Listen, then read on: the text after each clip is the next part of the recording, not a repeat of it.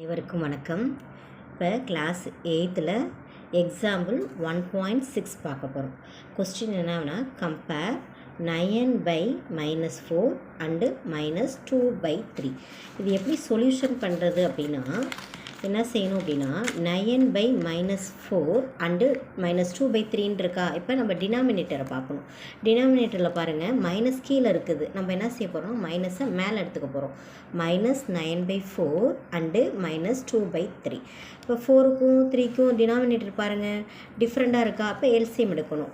4க்கும் 3க்கும் LCM எடுத்திங்கன்னா என்ன வரும், 4 3s 12 அப்படின்னு வரும். இப்போ அடுத்தது சம் எடுத்துக்க போகிறோம். -9/4 இங்கே -2/3. இப்போ 4ஓட எதை மல்டிப்ளை பண்ணால் 12 கிடைக்கும்னு பார்க்கணும். எதை மல்டிப்ளை பண்ணால் 3.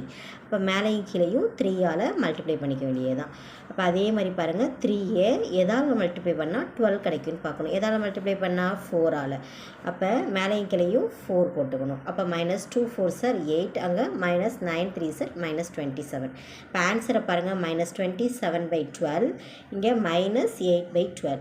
இப்போ இதில் ஒரே ஒரு கான்செப்ட் இருக்குது. மைனஸ்லேயே எது சின்னதாக இருக்கோ அதுதான் என்ன நம்பர், பெரிய நம்பர். இப்போ பாருங்கள், -8 சின்னதா, -27 சின்னதா, -8 தான் சின்னது. அப்போ மைனஸ்லேயே எது சின்ன நம்பராக இருக்கோ அதுதான் பெரிய நம்பர். அப்போ பெரிய நம்பரை பார்த்து என்ன செஞ்சிடணும், சிம்பிள் மெத்தட் தான், வாயை பிளந்துடணும்.